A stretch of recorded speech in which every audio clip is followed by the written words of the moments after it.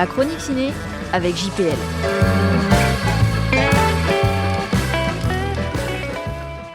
Le Roi Soleil, farce noire et confuse.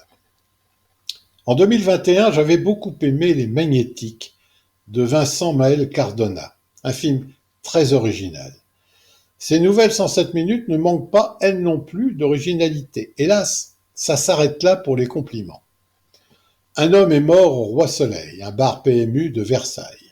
Il laisse un ticket de loto gagnant de plusieurs millions d'euros.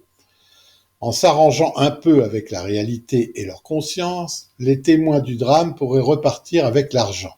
Et si la vérité n'était qu'un scénario bien ficelé. Exercice de style pas toujours bien maîtrisé, pendant lequel on compte les cadavres, on s'ennuie un peu et on ne comprend pas grand-chose. À trop vouloir faire original, le cinéaste nous perd en route. Dommage. Le film n'arrive jamais à clairement choisir son ton. D'abord, ludique, il se perd rapidement dans un jeu de massacre déplaisant et parfois grotesque. La multiplication des récits finit par désorienter quelque peu le spectateur moyen que je suis.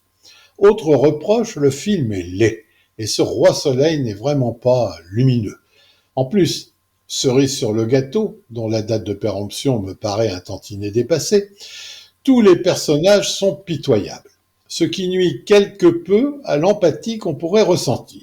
Une fois posé le fait que les 2 premières scènes du film sont pour le moins hors sujet et donc sans intérêt, il reste peu de choses à sauver d'un film intrigant, mais qui m'a déçu car je ne peux m'empêcher de penser qu'autour du thème éternel de l'argent, qui conditionne intégralement notre rapport aux autres et au monde, il y avait mieux à faire. À bien y réfléchir, le film Heureux gagnant de 2024 osait plus dans le trash et le politiquement incorrect.